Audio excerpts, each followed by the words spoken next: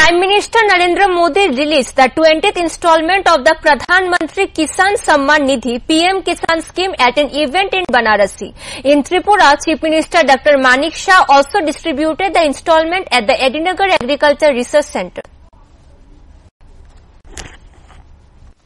Prime Minister Narendra Modi handed over the 20th installment of the PM Kisan scheme at a program in his parliamentary constituency Banarasi on Saturday. Uttar Pradesh Chief Minister Yogi Adityanath was present at that event. In Tripura, Chief Minister Dr. Manik Shah participated in the program at Edinagar Agriculture Research Centre and virtually transferred the funds into farmers' account. Agriculture Minister Ratna Nath was also present on that occasion. Sharing details, Chief Minister Dr. Shah said farmers in Tripura received rupees 45.43 crore in the 20th installment.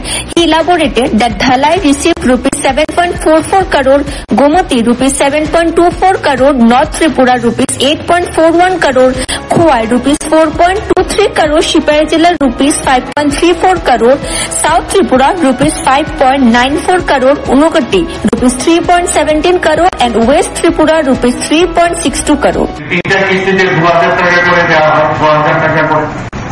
এবং এই বিষয়ে কিন্তু আগে আমরা দেখতাম না যে যখন কৃষকরা মহাজনের কাছে যেত এবং সেখানে কিন্তু তাদের সমস্যা হয়। মাননীয় প্রধানমন্ত্রী অত্যন্ত গরিব ফ্যামিলি থেকে আমরা জানি, চাকরিওয়ালা ফ্যামিলি, উনি বুঝতেন যে কি সমস্যা হয়।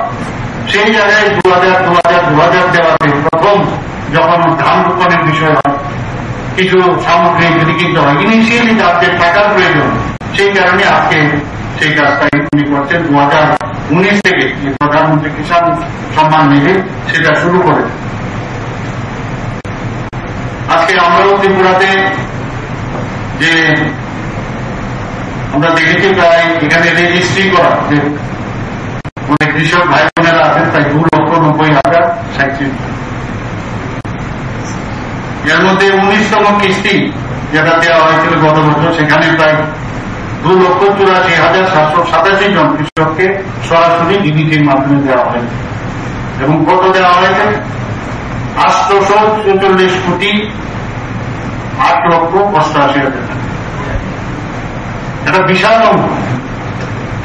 সেই জায়গায় আজকে অর্থাৎ 2/2025 দেশের যশস্বী প্রধানমন্ত্রী নরেন্দ্র মোদীজি এই উত্তর প্রদেশের কাছে বারাণসী থেকে পিএম কিষাণ সম্মান নিধি উপলক্ষে সারা দেশে প্রায় 9,70,00,000 অধিক। In his 20th installment, rupees 20,500 crore has been transferred, benefiting over 9.7 crore farmers across the country. Bureau Report, Fact Finder.